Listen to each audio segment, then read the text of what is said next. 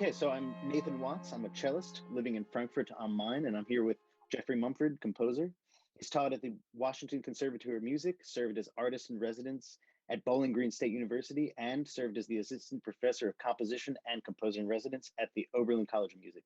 He's currently distinguished professor at Lorain County Community College in Northern Ohio. My colleague William Overcash and I have recently recorded his duo for violin and cello called Eight Aspects of Appreciation, and I'm super happy to have him here to talk with me about this piece.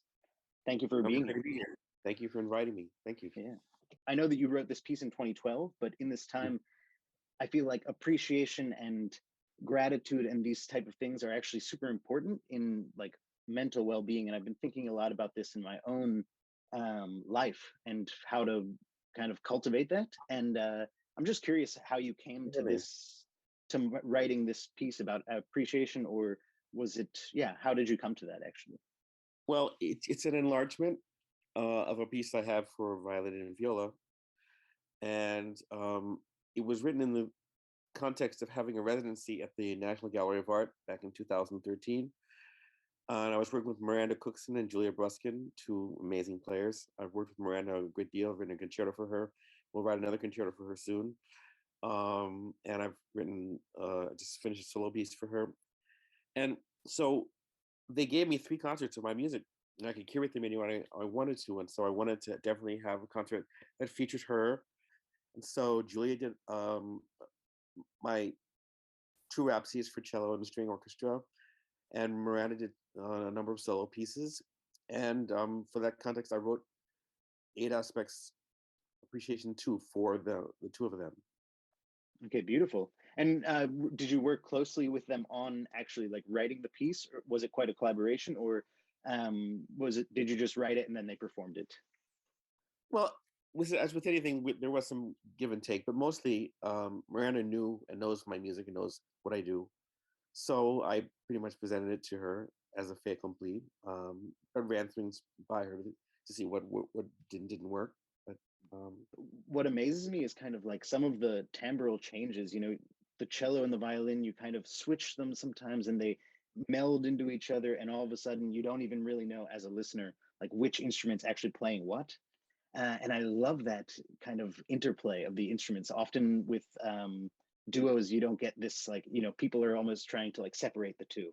And I love that there's really like yeah, you don't know actually who's coming from where and everything. And that's beautiful. I love that.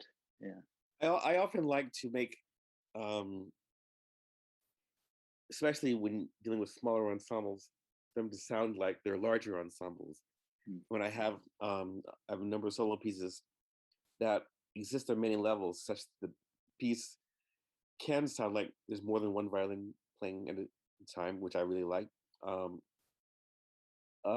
In this piece, the 3rd movement, I imagined it in a way, in a certain way, as a string quartet, given the number of double stops and how they work and interlocking with each other. I wanted to have that be one component of the ongoing narrative of the piece. I actually, now that you say that, I definitely feel that this kind of like this feeling of like more than just 2 people actually playing at one time. It's such a full sound that you get out of the duo, actually. Yeah. Yeah. It's beautiful. I love the cello. I love the instruments. I just love those instruments. Actually, one thing I was noticing, like when Will and I, when we were rehearsing everything, it was amazing to actually slow things down and just listen to the sonorities that you're creating as well. It's kind of like, you know, I mean, this is contemporary music, but like in Haydn, when he writes like a whole scale with the quartet and there's like a chord on every note, you know, and you never hear that when you play it in time. But when you slow it down as you're rehearsing, we get that privilege to actually like hear that. And it was kind of the same when we were rehearsing this stuff. Some of these notes are really going by quickly, but actually if you slow them down and just listen to the sonorities, they just like kind of open up, and yeah, and tuning them so that they just are, yeah, really just beautiful, kind of like colors and blues. And yeah, it was super nice to work on. And thank you. Yeah. Well, my work is very much inspired by cloud imagery and light and time of day and nature. And so when you say that means a lot to me, that you get out of that, because I think of my music visually. So so when you hear that and you feel that, that means a lot. Oh wow, amazing! Yeah, yeah, it's beautiful. I really do. That's amazing. Well, I want to say thank you so much for joining me.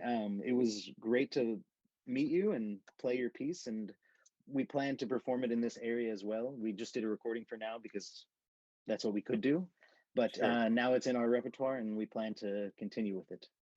Well, thank So you so much. thank you so much.